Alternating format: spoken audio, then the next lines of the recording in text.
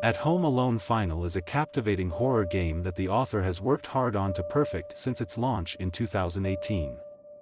With the inclusion of 2 expansions to the experience, they have created an exquisite little world with a detailed lore and tale.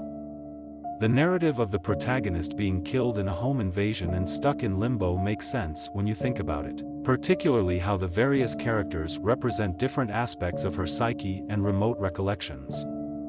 When initially released, this could be seen as a hopeless account regarding coming to grips with one's death by musing over various possibilities that ultimately result in the same ending.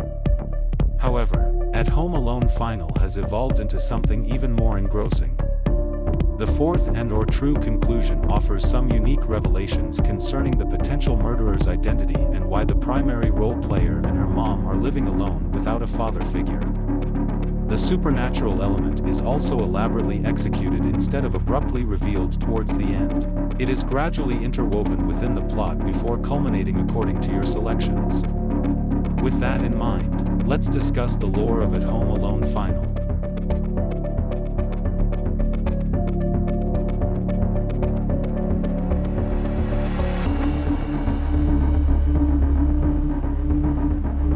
The moment that changes the narrative is when the protagonist comes to terms with her own death. Thereafter, dialogue is replaced with dull descriptions of her environment, and she barely responds to those who interact with her. That moment helps drive home a key point in the story. This strange perspective on the girl's house is a deliberate stylistic choice. There are sequences that feature entirely different aesthetics. One scene featuring crayon drawings and somber piano music is particularly noteworthy. On the other hand, one of the endings takes a more horror-like approach with object manipulation and chase sequences. Rather than simply allowing the player to follow along the narrative as they have done throughout the game.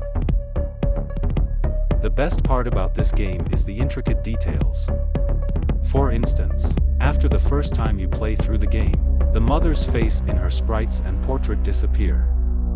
Additionally, early on there's a mysterious meter at the bottom of the screen counting down to when fate will seal the girl's death. These small nuances confuse us at first, but when we learn their meaning they become oddly terrifying despite looking otherwise harmless. One scene shows you're forced to get a gun from a cabinet, and you can't move in any other direction. At first it seems like a glitch, but every time it happens it becomes more horrifying because it seems there is no escaping this cycle of tragedy.